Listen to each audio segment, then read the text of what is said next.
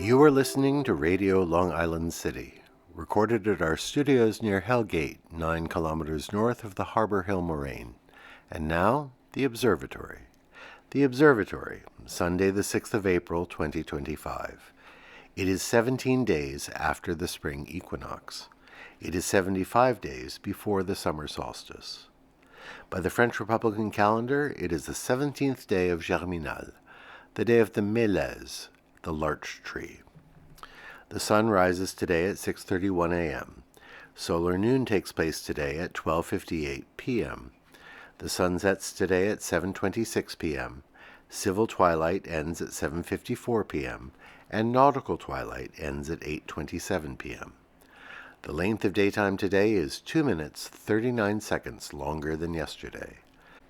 The moon is in its waxing gibbous phase and is 67% full at midday. The full moon will arrive on Saturday, the 5th of April. These are the predicted tides today for Horns Hook. In the morning, high tide, 7:03 a.m., 1 meter 31. In the afternoon, low tide, 1:40 p.m., 15 centimeters. In the evening, high tide, 8:01 p.m., 1 meter 25. In our shared realm of plants and animals, in our spring tree watch, elms take their time. Having begun to flower about a week ago, they have changed very little. The flowers are now just slightly larger, slightly more prominent. No leaves to be seen yet. Elms have no need to rush. Commemorations. On this day in 1712, a revolt of the enslaved began near Broadway in Lower Manhattan. The 20 or so people who began the rising were believed to be Coromantee people of Ghanaian heritage. They set fire to a building on Maiden Lane near Broadway. While efforts were underway to put out the blaze, the enslaved black people, armed with guns, hatchets, and swords, defended themselves. Later, 27 of the enslaved were put on trial, 21 were convicted, and sentenced to death. It should be noted that in the early 18th century, New York City had one of the largest enslaved populations of any of the settlements in the 13 colonies. On this day in 1772, Catherine the Great, Empress of Russia, ended the tax on men with beards, enacted by Peter the Great in 1698. On this day in 1896, the first modern Olympic Games opened in Athens, Greece, 1,500 years after the original Games were banned by Roman Emperor Theodosius I. The Panathenaic Stadium was filled with an estimated 80,000 spectators. We are currently in the second year of the 33rd Modern Olympiad.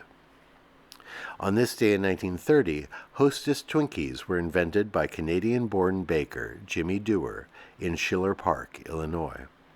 He wanted to devise a replacement for strawberry shortcakes when strawberries were out of season, and so he conceived a small cake filled with banana cream. He named it the Twinkie because he had seen a billboard in St. Louis for twinkle-toe shoes. During World War II, bananas were rationed, so the banana filling was replaced with vanilla cream, which proved even more popular than the original. On this day in 1957, the last trolley car in New York City made its final run.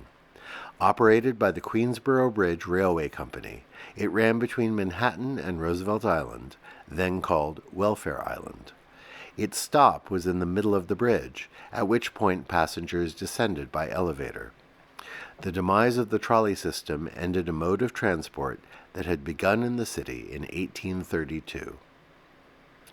A solemn anniversary. On this day in 1994, the Rwanda genocide began during the Rwandan Civil War. Over a span of around 100 days, members of the Tutsi ethnic group, as well as some moderate Hutu and Twa, were systematically killed by Hutu militias.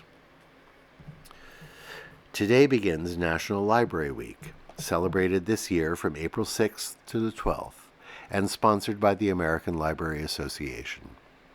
At this cultural inflection point, when so many of our academic and cultural institutions are under threat, Let us celebrate the important roles libraries serve in our communities.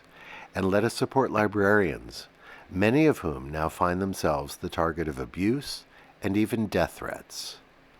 Librarians, death threats. Ponder that.